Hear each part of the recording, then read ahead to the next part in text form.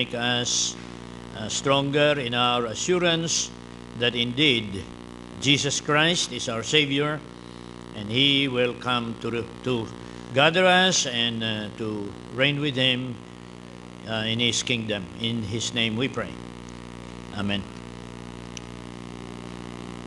Okay, nagkaraan linggo ay atin pinag-aralan ang rapture at may mga notes tayo na nabigay.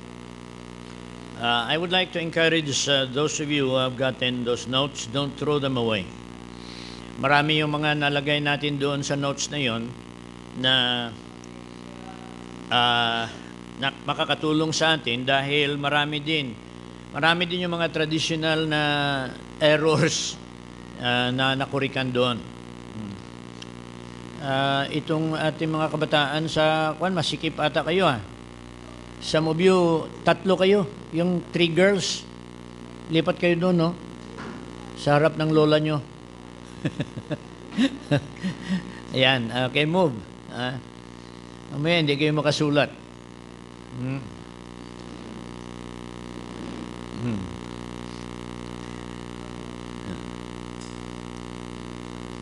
Okay, ang 70th week, ang tawag niyan ay also tribulation. So, 70th week tribulation. 7 years yon tribulation.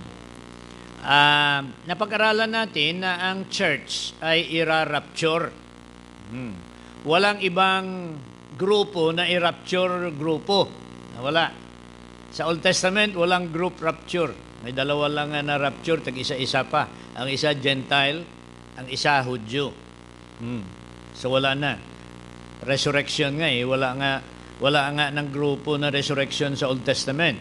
Ang i-resurrect sa Old Testament when Christ rose from the dead are only the Gentile believers. Mula sa kay Adan hanggang sa kay Jacob. Yun lang ang mga believers nga na resurrect doon. Ang dahilan yan ay kung hindi sila i-resurrect pagka-resurrection ni Jesus Christ, ay hindi na sila ma-resurrect dahil walang schedule. Wala na sang schedule ng resurrection sa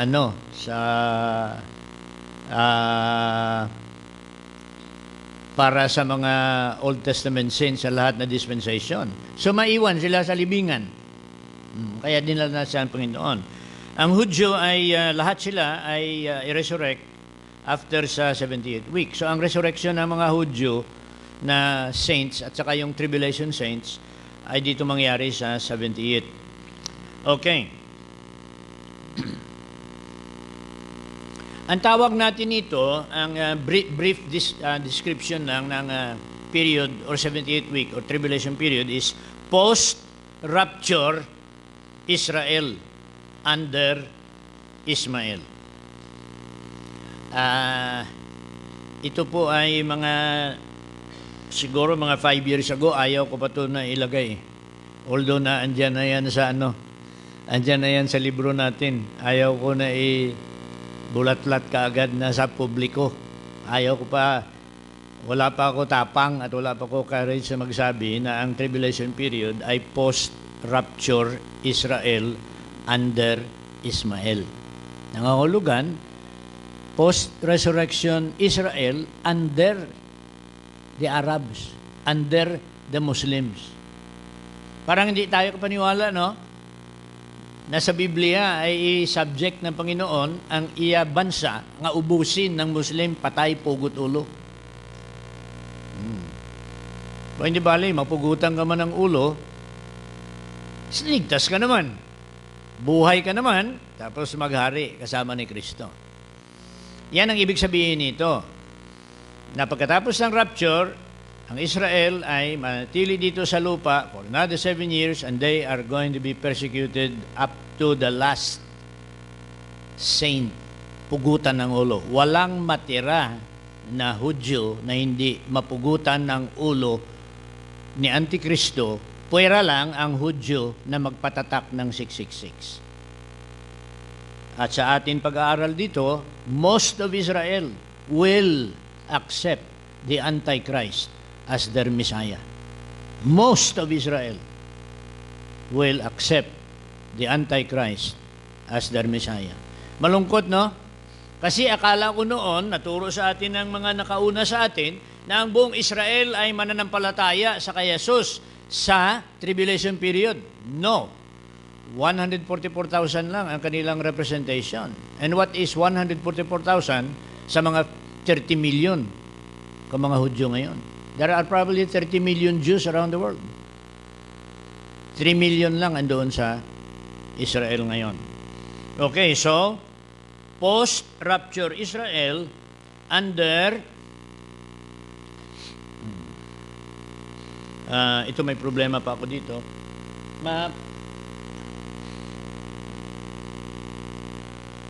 Siguro mapalaki natin ito. Pero hindi bale, nakita nyo naman, ako na lang mag-explain.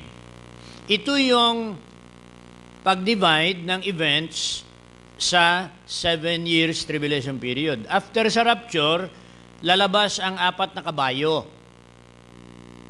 Sa vision ni ang kabayo na ito, hindi ito lalabas pag dito pa yung church.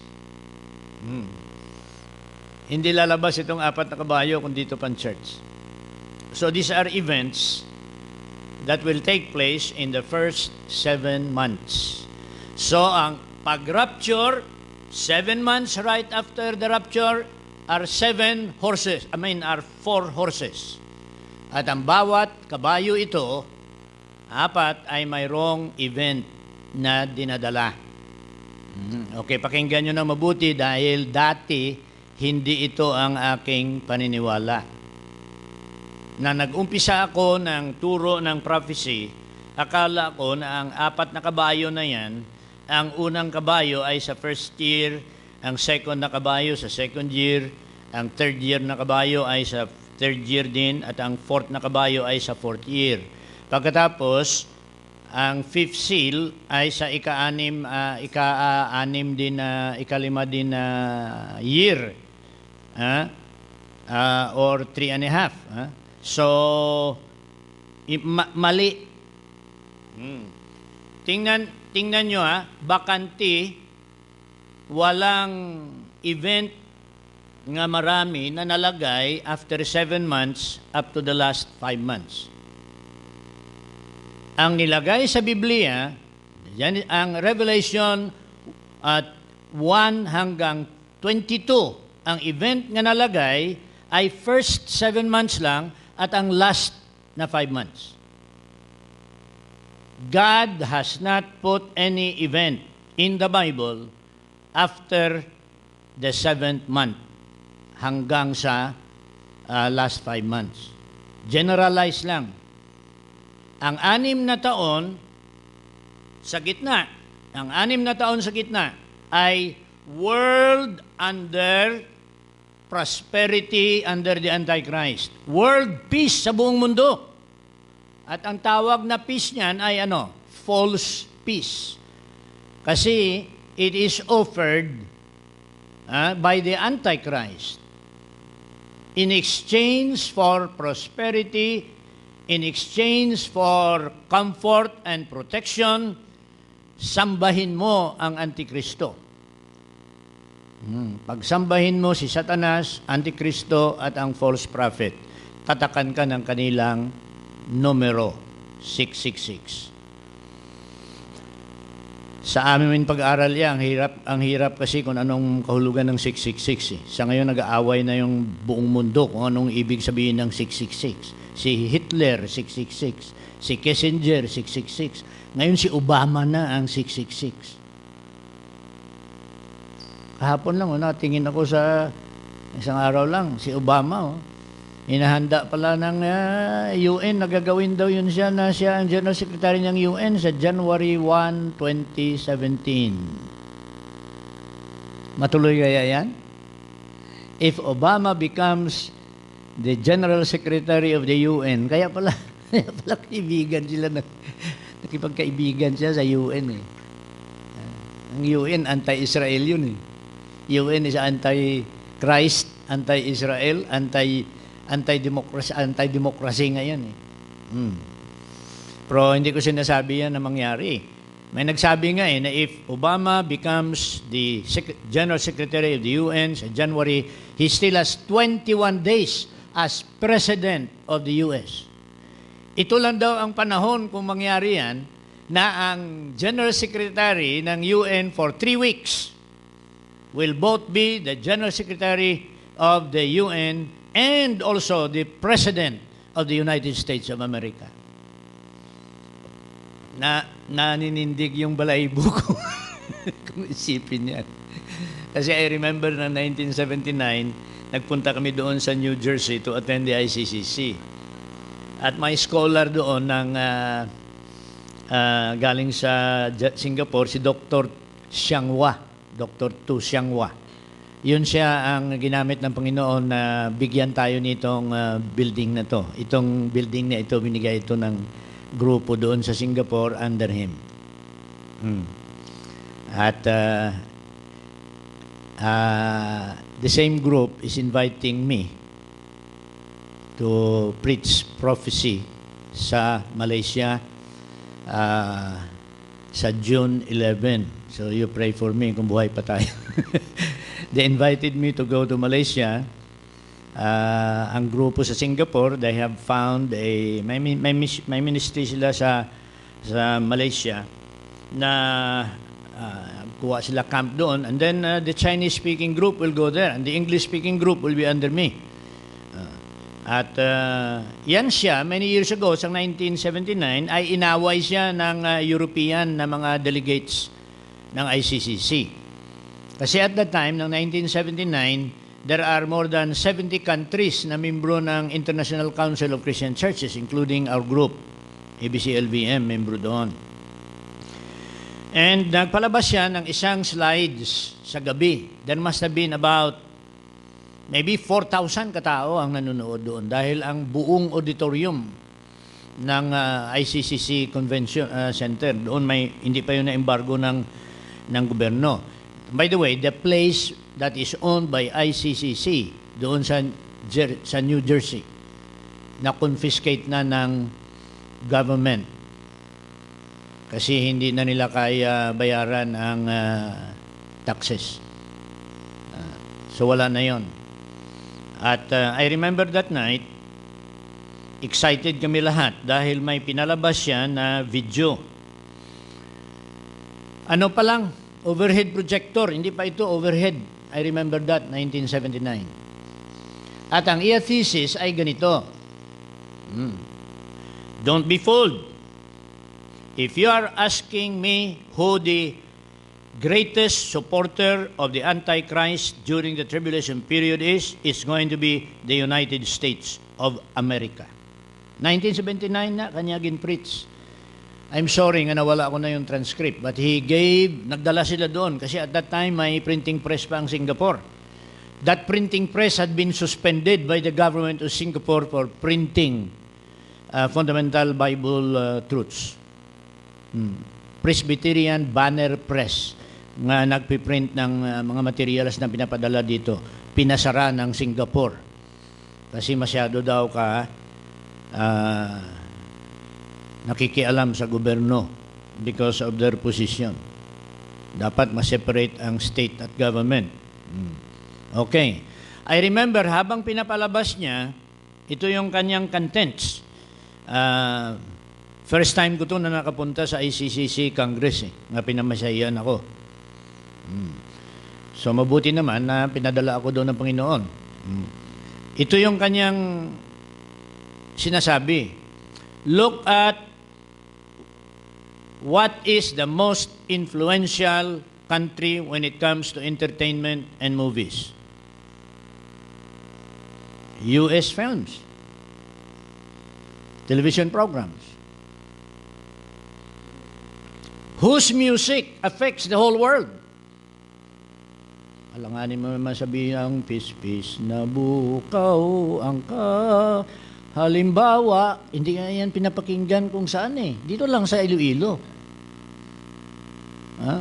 But look at the music of America.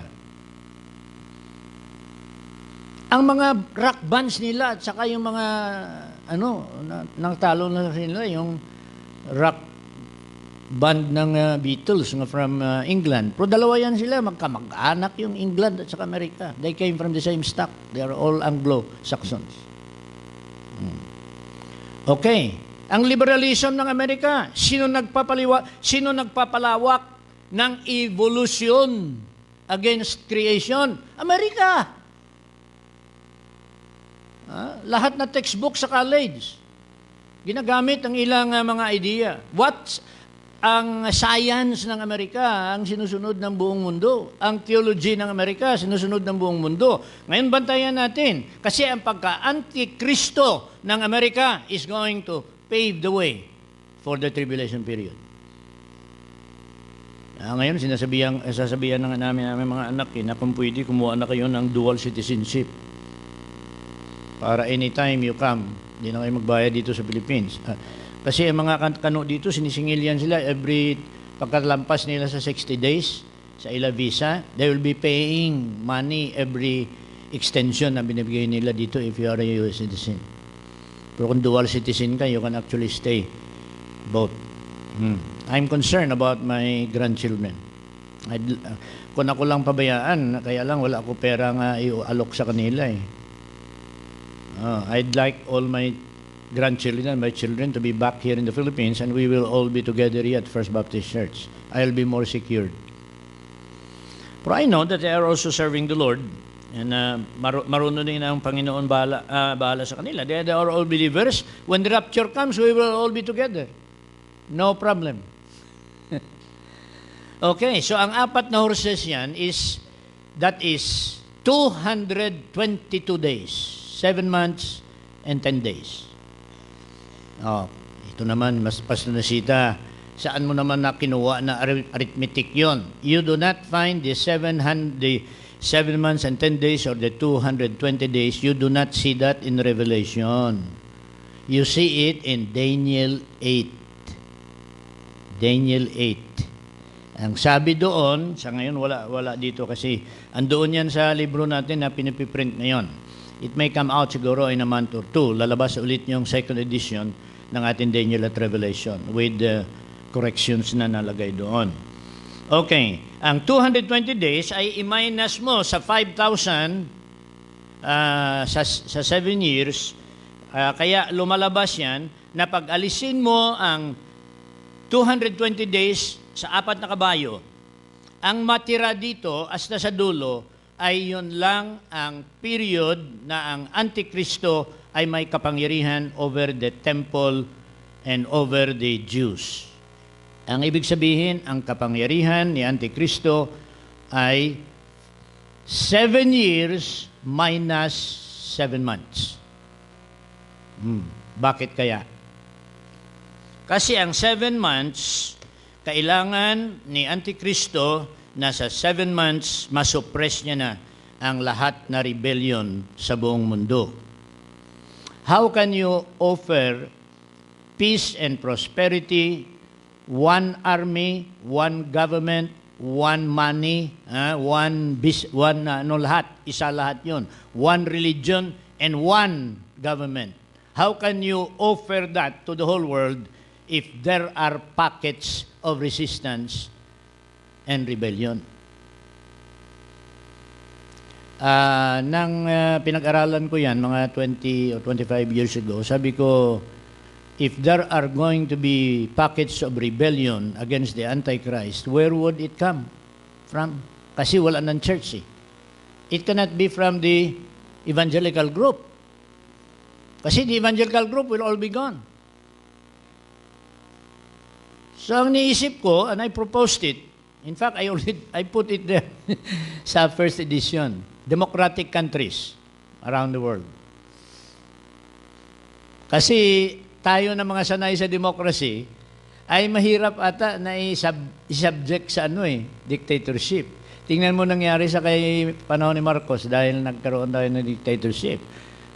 We accepted it for maybe 15 years, but after 15 years, yung ibang tao hindi na so they started rebelling. You had the EDSA rebellion. Meaning na ang tao na nasanay sa kanilang freedom, pag alisin mo kanilang freedom, they will die for it. So akala ko yun. But as I observed this past 20 years, lumalambot ang democratic countries sa Muslims. Sa ngayon, lumalambot na tayo eh. We have broadcasters ngayon, mga broadcasters natin sa media ngayon. May mga Muslim din dyan na mga broadcasters. Yung mga films ngayon around the world are already showing the films of the Muslim. Kung ano kaganda ang buhay sa Muslim. Kasi sabi nila, wala sila corruption. Kasi kung mag-corrupt ka, putol ulo. Imagine, nagnakaw ka lang ng candy, bata, 8 years old, nagnakaw ng sneaker, pinutol lang kamay. Nalagay pa sa CNN. Boy, are you happy?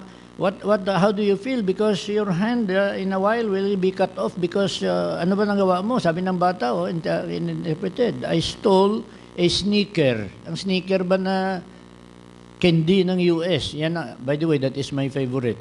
If you want to give me candy, yan, okay niya, kahit isang drum, tanggapin. Pinutol. Kaya lang hindi na nila pinakatya. Pero nakalagay na sa chopping board, natali na eh. Sabi ng bata, well, dahil nakanakaw ako, tanggap ko, nawala na ako kamay. Pag ginawa yan dito, alam mo, wala na magnakaw. Ngayon, nag-aakyat bahay ngayon eh. Di ba? Okay. So, akala ko, democracy. US is democracy, but it's now turning to the favor of Muslims. Hindi pa nila tawagin na terrorist. And therefore, ang bago ko ngayon na libro is proposing. Ginlagay ko na lang yung democratic countries, maybe. Ginlagay ko na lang maybe. But sabi ko, what about the ISIS, the Hamas, Hezbollah, Al-Qaeda, Abu Sayyaf? At saka itong galing sa sa Sudan, may grupo na doon sa ano 'yon? May isa pa. May isa pa na grupo. 6 yan sila na grupo or 7 ngayon ang mga these are Arab. These are Muslim terrorists. Kaya pinag-aralan ko. Problema nga ito eh. Because these people will not negotiate peace to the whole world. They will not negotiate peace with Israel. They will not negotiate peace against anybody. Ngayon, pinartida na ng kahapon lang. Pinartida na, and there is a ceasefire now in Syria between the government of Assad and the rebels. Ang gobyerno ni Assad, ngayon, kasama ang Russia. This is west.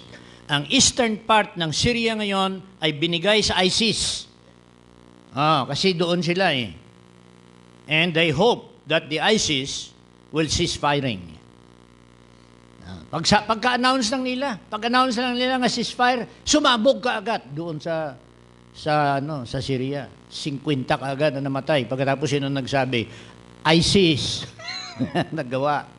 Meaning that there is no way the behavior of this Muslim and Arab terrorist will stop. No way. And therefore, itong 4 horses will be especially for them. Now, tingnan nyo ang description ng 4 horses. White horse, Antichrist is installed as the dictator of the world. White horse. Okay. How is he going to be installed? By the dragon possessing him and giving him all the powers that he needs to rule the world. Okay. Hanggang sa panahon na yon, no human being had been possessed by Satan like the possession of Satan of the Antichrist. Wala. Sabihin mo man, si Hitler was possessed by the devil? No. Japan must have been possessed by the devil sa Second World War? No. But ito, complete possession.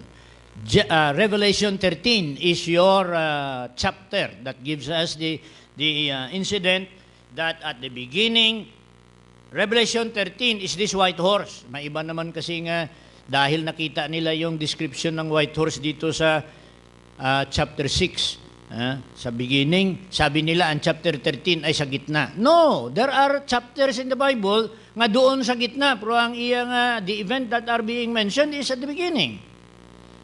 A beast that came out of the sea is this Antichrist. Binigyan ng power in order to do miracles, lahat magawa niya. He can even call fire from heaven. He has power nga talagang hindi pa nakita na dinidisplay ng isang tao sa mundo. In other words, he will be a miracle worker. He will be so popular that the Israel itself as a nation is going to accept him as their Messiah. They will allow him to sit in their own temple in Jerusalem. I even have the suspicion that it will be the Antichrist that will build the temple of the Jews in Jerusalem. Sa temple, ang tribulation empire na temple could be built by the Antichrist for the Jews. Hindi pa kayo maniwala niyan sa ganun na? If the Antichrist is going to build,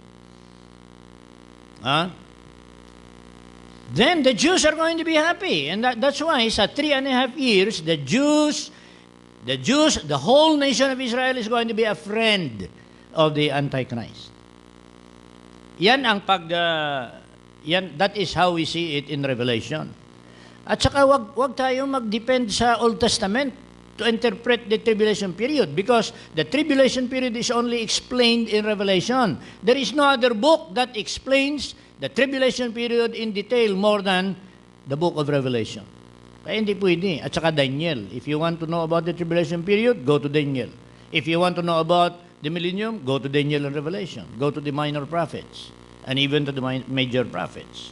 The red horse is war. Kaya lang, ang traditional na interpretation ng war na ito, dito is World War. Sabi nila, Third World War daw itong red. Kung ni Third World War, wala na matira. Alam nyo naman, ako ng mga nuclear weapons ngayon, ay puputok yun. Ilan ang matira sa mundo? That probably is going to be worse than the flood of Noah. Hindi yan World War. It's only a war against rebellious movements during the tribulation period. Kaya sinabi ko, ISIS, Hezbollah, Hamas, Al-Qaeda, mga terrorist na mga organizations, I will not include the Rome there because the Roman Catholic Church they do not have a military component. I do not know. Sabi nila may military component. Alam ko na may mga religion na may military components. Okay, so ang red horse will be war against rebels. And among the rebels are going to be the Muslim extremists. Kaya, ako naniniwala na hindi kaya sa ngayon. There is no force in the UN or siguro in the whole world. There is no force that can stop this violence that the extremists are doing. Biro mo, ano laban mo? Isa ka suicide bomber lang, he will kill 100. Anong matira niyan kung pabayaan mo yon? Tayo natakot mag-suicide. Pilipino, lagyan mo ng bomba para pasabugin niyo mong sarili niya dyan sa SM. Hindi yan. Ikaw na lang doon. Ikaw na lang. Hindi ko dyan. I love my life. But these people, bata, terrorist. Pagkatapos, ang kanyang parents will receive billions or millions of dollars. Pag mapatay na at accomplish his mission, then the family becomes very rich. Sinong makapigil niyan? Okay, so the red horse is war against Muslim extremists. Now, kung magira ka dyan, sundan ka ng black horse. By the way, all of these are in 7 years, sa 7 months lang. 7 months lang ito. What happens if you wage war? Food supplies. Wala ka na makain, basta may gira Kainin. Alanganin, makainin mo yung mga namatay nga tao. Ano mo, adubuhin yan at saka ibulalo. You cannot do it. So, very logical ito. When you have war, then you will have famine. And so, rasyonan ka ngayon ng Antikristo. Andyan na ngayon yung, yung Red Cross ngayon will come and give you food. Okay, patay na mga leaders ninyo, pinatay na lahat. Ngayon kayo, ayaw namin patayin. Just change loyalty. All that the Antichrist will do with Red Doors is kill the leaders and offer food and clothing and shelter to the followers, to the citizens of that country. Kaya kahit dito sa Philippines, kung hindi natin kaya, kung mag-rebelde tayo sa Antikristo, all that the Antichrist will do is hit all the leaders that are rebelling and then send food to the citizens of the Philippines. Bigyan sila ng pagkain. Because you cannot eat, you cannot buy if you are not under the Antichrist. Okay, so what happens? When there is war, there will be scarcity of food, there is no more entertainment, and there is no more luxury. Keep the oil. Do not use the oil. Just food. Barley or wheat. Barley or wheat. Ration. And then the pale horse is death. At ang death nga description dito is pestilence. Hindi ba ganon? Basta may gera, may pestilence eh. May disease. Baka diseases.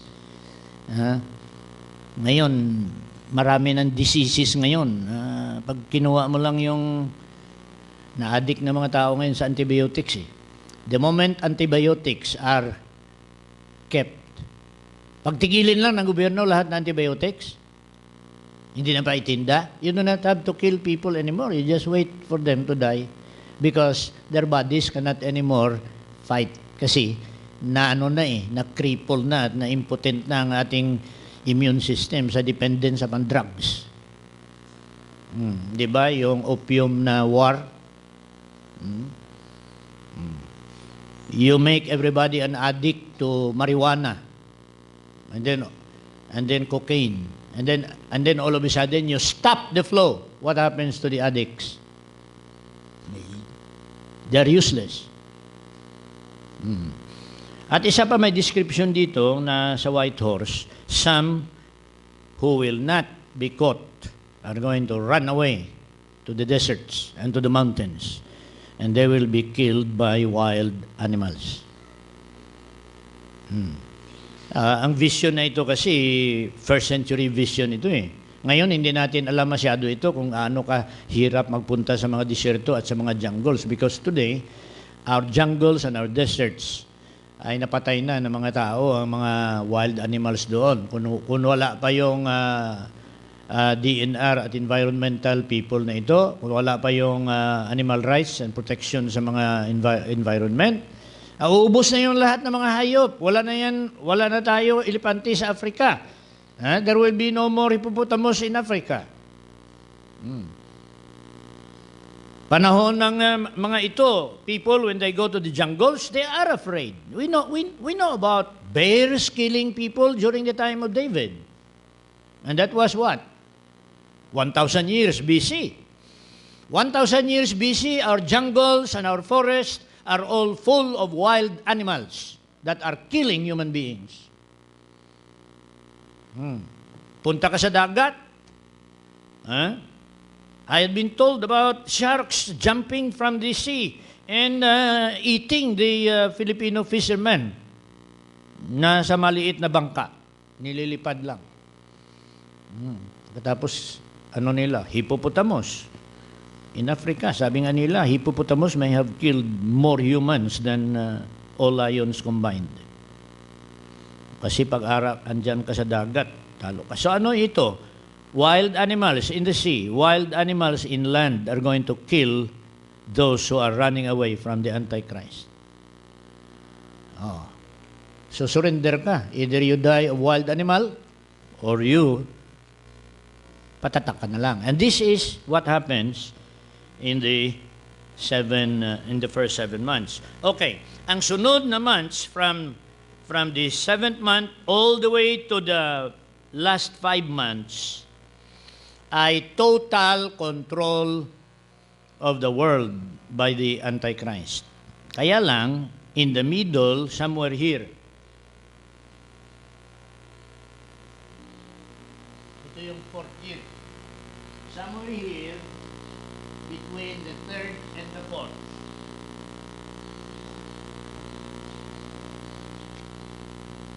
The Antichrist will break his peace treaty with Israel. Kasi ang Israel, up to 3.5, kahit hindi sila magpatatak, ay hindi sila gagalawin. Daniel 9, doon sa dulo. He, in the middle of the week, he will break his covenant with God's people, meaning that in the last 3.5 years, he will begin killing the Jews that will not receive the mark. So ang gawin ngayon ng mga Hudyo, they will have to choose in the middle. Shall we continue to be loyal to God, Jehovah, or are we going to and die, or are we going to have the mark and live? Yun ngayon ang dilema ng mga Hudyo sa gitna. And therefore, sa Revelation 11, nagsabi doon, God will send and empower 2 witnesses. Ito po sila ay saints. Ito sila ay mga saints during the tribulation period. They are adults that decided to be loyal to God. And therefore, God is going to empower them na ang kanilang kapangyarihan na ibigay ng Panginoon pantay sa kapangyarihan ni Antikristo at ng false prophet. Ito yung aking nakita sa ginagawa ng Panginoon. Pag ang kalaban natin ay sobra na ang kanilang kapangyarihan, ang ginagawa ng Panginoon ay dinadagdagan niya ang kapangyarihan ng kanyang mga anak para na makapantay. Di ba?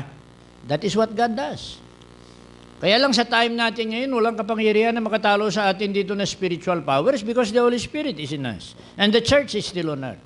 But when the church is removed and the Holy Spirit does not anymore live and indwell Israel, kasi ang Israel, hindi naman yan sila Christians eh. So, hindi sila ma-indwell ng Holy Spirit. Para maproteksyonan ng Israel, binigyan sila ng guardian angel. Mark this kasi pantay ito eh. Sa gitna ng tribulation period, the activity of Michael will again begin. So, Michael will be commissioned. Help my people. Kayo, guardian angel. They did not need Michael sa first 3.5 years because may peace treaty. Hindi sila magalaw eh. But when the peace treaty is broken, then the Jews are going to be at the mercy of the dragon and the false prophet and the Antichrist. And so God sends Michael. Revelation 12, Michael gathered all the forces in heaven. Revelation 12, si Michael. He waged war against the dragon and his angels. Okay, nangyari yan sa middle of the tribulation period. And so, in-empower ng Diyos si Michael, gin-commission niya. By the way, today, Israel has Michael as their guardian angel. Kaya walang makatalo sa Israel ngayon. Walang makadestroy sa kanila. They may not be possessed. They may not be indwelt by the Holy Spirit. They are not members of the church. And therefore, they cannot be protected with us by the Holy Spirit and God. Except Jews that have become Christians. Pag ang Hudyo magiging Kristiyano, then they will be protected by the Holy Spirit and God together with the church. But a Jew who is not converted to Christianity, he has to depend on the power of Michael, the archangel, to protect him. Kailan na komisyon si Michael, the archangel? Daniel 9 at Daniel 10. Yun, si Michael, hasta sa 12. From 8, 9, 10, 11, 12. Si Michael is very active protecting Israel. Kaya kung kung may mga missiles na ipunta doon sa Israel, kuminsan sinasalo ni Michael. Wala sa Bible yun, pero siguro kinapabalik niya. Kasi ang ibang missiles niya, bumabalik, doon pumuputok sa nagpadala eh. Ganda sana, no? Lahat na baril nga baril sa atin, kabalik ang bala, napatay yung nagbalik ang bala sa kanya eh. Okay. So, pagkatapos itong dalawa, tingnan nyo ang power nitong dalawa ha. The two witnesses. If the Antichrist and his followers going to oppose them, what happens? They blow fire and cremate those who oppose them. Ganon ang kapangyarihan nitong dalawa. Kaya kahit si Antikristo at kahit itong false prophet, at saka yung mga sunod na may 666, pag makita nila yung dalawang, dalawang witnesses na yun, they are afraid of them. Kaya nang napatay yun sila, the whole world rejoiced when those two died after the 3.5 years. Binilad yung katawan nila doon sa Jerusalem, pagkatapos ang ulo nila nahiwalay, and then pinick up ng television para i-broadcast sa buong mundo. When the world saw that the two witnesses are dead, then they rejoice and they exchange gift. Akala nila Christmas. Sa kasaya nila. But during the time of 42 months, 42 months, 1,260 days ang kanilang ministry, they were empowered by God to protect Israel. And yet, kahit na may pantay na dragon, Michael, kasi parehas yan sila they all came from heaven. Michael is the holy angel, archangel na represents sa holy angels. Then you have Satan na nagiging dragon, and then you have Abaddon na doon pa sa loob. Abaddon, lalabas pa yan siya after 5 months So wala pa, ang Abaddon, doon pa siya sa bottomless pit. Ito lang, si Satanas lang, or Lucifer, or Satan, or the devil. Then you have Michael on the other side. Then you have the Antichrist, a human being empowered by the devil. And the two witnesses empowered by God. Pantay sila. The two witnesses against this human. And then Michael against another angel. Pantay. At ang description dito, towards the end, before Armageddon, Michael and the two witnesses will lose to the Antichrist and the devil. Kaya patay sila lahat, except Michael. So the two witnesses die, and then Armageddon. Pupuntahan na natin dyan because we are going ahead. Okay, so kung ganyan, the 4 horses, 7 months, and then prosperity and peace worldwide for 3.5. Israel will be persecuted sa second half. You see that in Revelation 12. Nang nakita ng dragon na siya ay binagsak, pagkatapos he directed all his anger against the nation of Israel, and for the last 3.5, unti-unti niyang pugutan ng ulo ang lahat na may marka ng Panginoon. Hindi naman sila lahat kaagad patay lahat Dahan-dahan lang. Including the Gentiles that are going to be saved. Patayin din sila by beheading. Revelation 6. All of the saints of the tribulation period will be beheaded. But the ones who will behead the two witnesses, ang magpugot ng ulo ng dalawang witnesses, is not even the dragon. It is not the Antichrist. It is not the false prophet. It is not the followers of the Antichrist. It is Abaddon from the bottomless pit. Ibig sabihin, walang kapangyarihan na magpatay ang Antikristo at ang false prophet at human being na magpatay sa two witnesses. The only individual or person that is going to kill them, Revelation 11, is the beast that comes out from the bottomless pit. He is the only one who can kill the two. Now, ang tanong, sino kaya ang huli nga napatay?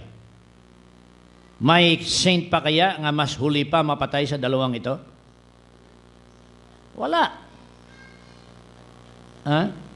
Kung kailangan si Abaddon na magpatay sa dalawang ito, ibig sabihin lahat patay na. All saints are already dead. They were the last two na pinatay. Ha?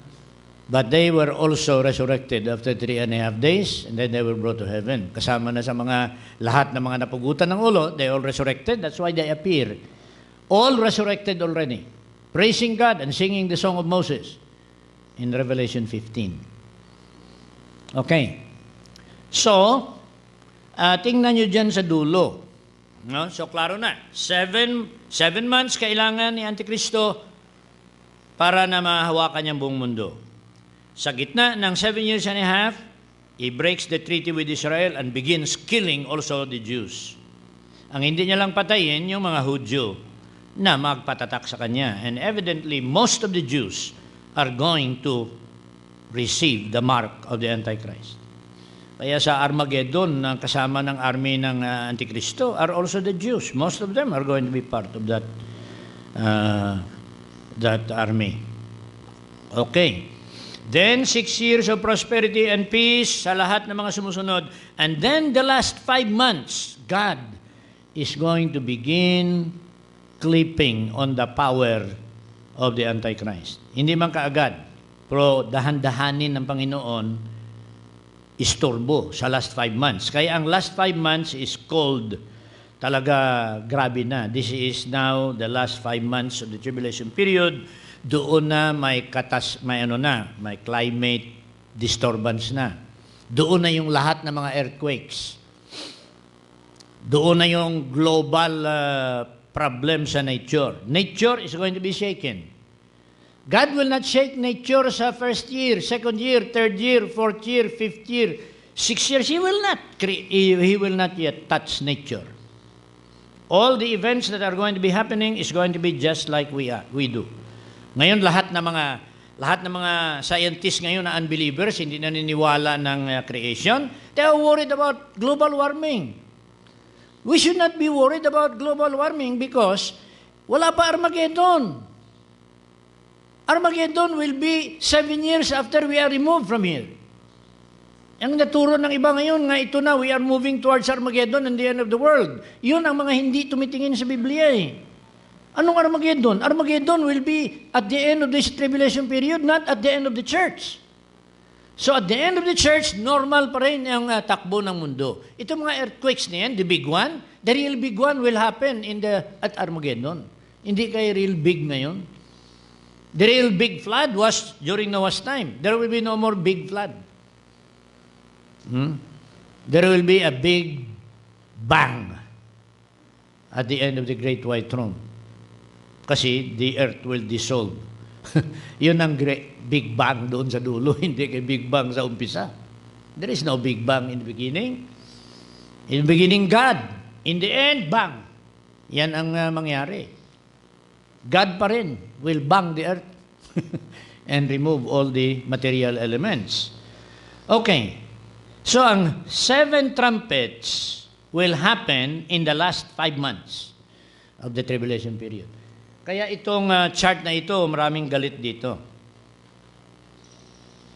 And sabi nila, saan naman kuha yan ng Project 6, yung ganon na chart. You know what the chart is in the traditional Baptist presentation of this? Ito yung chart nila. The white horse is here, the red horse is here, the black horse is here, and then itong pale horse is here. Pag ilagay mo yan dito, pagkatapos ilagay mong 6 seal dito, Armageddon dito ang lalabas. If you put all the 7 seals up to the middle, then Armageddon will take place in the middle because the 6th seal is Armageddon. Kaya hilain natin ang 6 seal dito na yon. The 6th seal is going to be here. 1, 2, 3, 4, 5. Yun ang ika-6 na seal sa langit. Ang ika-6 na seal, ika-6 dito na sa 5 months. So the 6th seal is going to be geologic disturbance. Oh.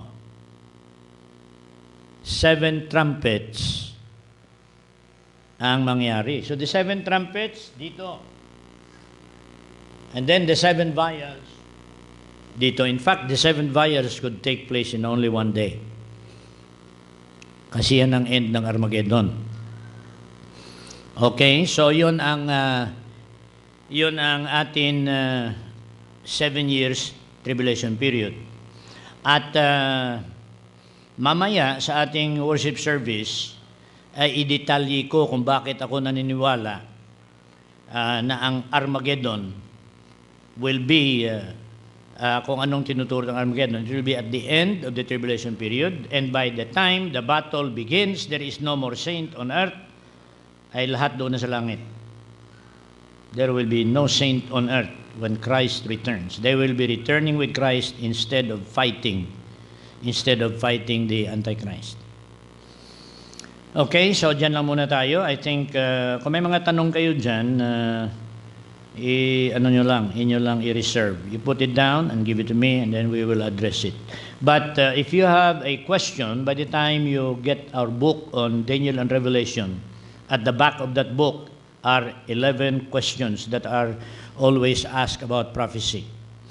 At ang detalye ng sagot natin ay doon. Isa-isa yon. And nilagay ko na lang doon dahil mapapagod ako ng kasagot. Kaya ngayon, basta may magsagot sa akin, isabihan ko na lang, sige ito, i-print out na lang. Last night, may nagtatanong pa sa akin. Minsan may mga nagtatanong sa akin sa email tungkol sa mga bagay na ito. Okay, let's pray, and bilis-bilisan nyo kung magkain kayo, ha? Parang 10 o'clock. Because this will be our last lecture. We'll be talking about Armageddon and the Millennium mamaya. I hope I can finish it in 1 hour. 1 hour and a half. Okay, let's pray. Father, thank you for giving us this time na makita namin more closely and in more details the 70th week of Daniel, or the tribulation period of Israel. We thank Thee for clarifying many of these traditional errors that had been perpetuated for thousands of years by teachers of the Bible that have not looked more deeply into what the Bible says, but instead just copy from one another even the mistakes and the faults of other false teachers. We know that You have the Holy Spirit to guide us, and we are always happy whenever our own views are corrected by the Scriptures, because this is how we should respond to Your inspired word. We thank Thee for the merienda that has been set before us. We believe that this will help our bodies go through another session of biblical prophecy the rest of the morning, in Jesus' name. Amen. Okay, we'll see you at